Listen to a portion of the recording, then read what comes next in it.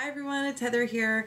Wanted to do a video today. It's a bit more personal than it is anything else. Today is, by all technicality, my second birthday, and while I know most of us don't usually have two birthdays, mine came at a time I really didn't expect it. So let me go back here and really begin the story that I'm wanting to share. I grew up just like most of us do, where things were cool, things were as I needed them to be. Things went in the process I expected them. I went to school, I did sports, I graduated with honors because that's what my dad really wanted. And I went to college when I was 17 the first time.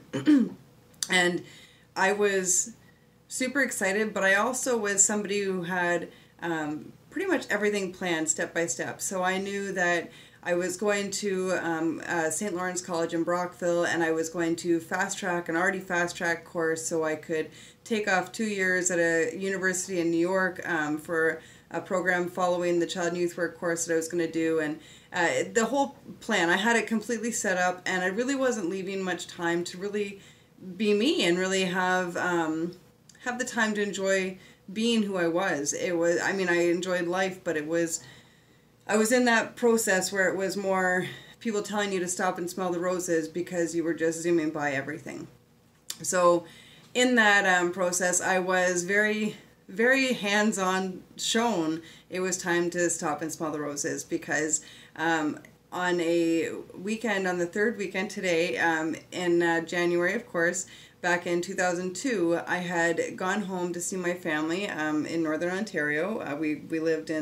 My parents lived in South River and Sunridge, and I was going to school in Brockville. So when you drove the Safeway, it was 6-hour drive. Now, when I had found my little back roadways, it was 4.5 hours, and that was the route that I took because 17, I didn't have a lot of patience.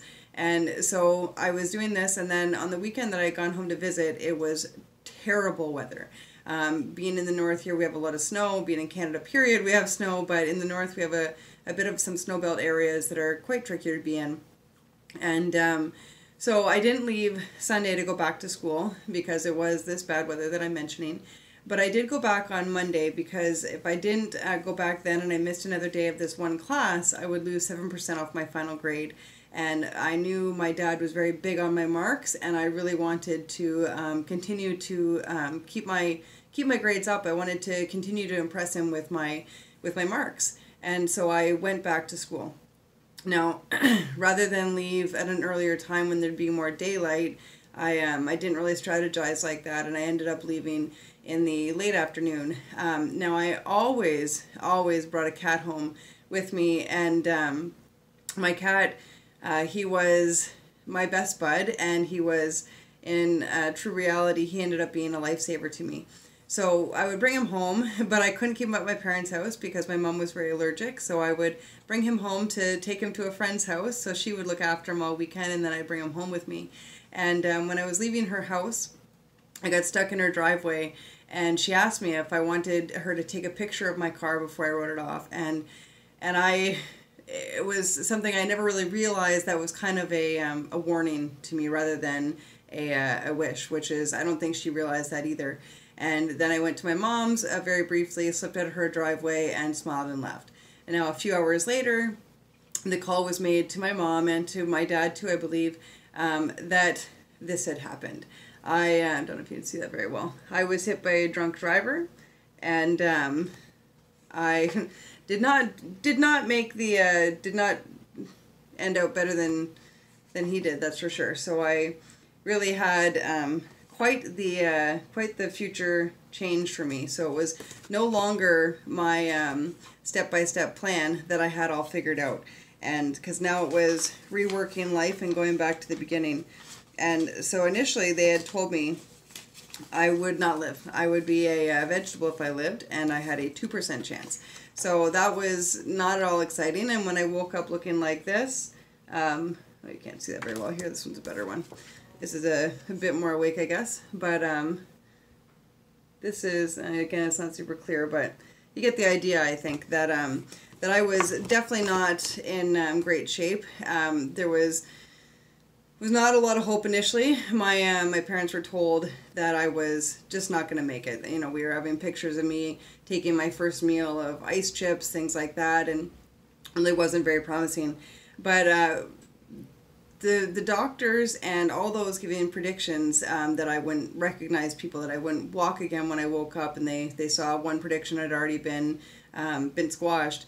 They kept putting them down, but they didn't realize that the person they were making these predictions on was a person with incredibly strong willpower and an incredibly strong drive to survive.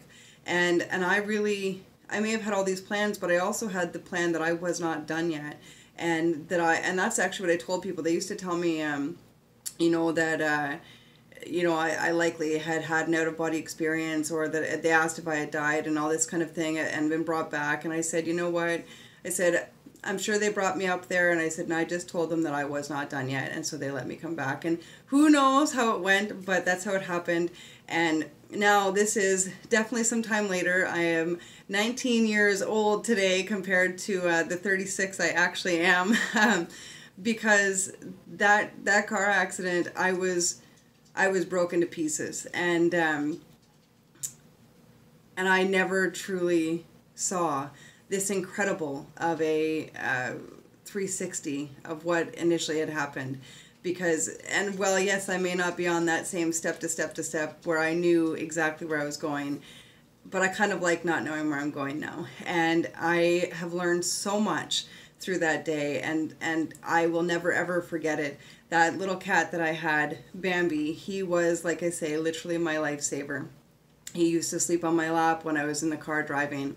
And when I got hit by a drunk driver who made that nice disaster of my car, Bambi was his name, whatever you want to take from the name, but Bambi was sleeping on my lap, and when the truck hit me, he saved all my organs. And now he was just a tiny little cat. He was only 6 months old, and he didn't make it through, but he was my angel, and I will never discredit him for all the good that he did for me, however small he may be. We don't know which angels will come to us and what size they'll be in and which package they'll come in when they come to us, but I definitely know that he was the biggest angel in the smallest package I'll ever find. And I am so thankful and blessed to be part of life.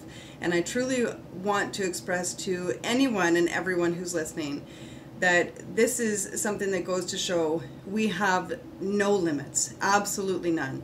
I woke up after being in a coma for 3 weeks. I had had 4 to 5 strokes on one side. I had literally nearly a full body break with a front side and back head injury. I was broken, like entirely broken, and yet I am now nearly 100% fully capable, and that is because I believed in myself. I truly, totally believed and had faith over fear that I could be all that I wanted. So let me say this as a finisher, that when you're feeling fear and you're having that doubt that you can keep going and that everything kind of scares you just that little bit that you don't know if you can conquer, remember to tell yourself that fear is meant to be something you can face everything and rise to, because forgetting everything and run is just a moment that we're going to regret for the rest of our lives. So face everything and rise, and remember, you are incredible and you have absolutely no limits. I can't wait to see you guys again tomorrow. Have an awesome day. I look forward to seeing you soon.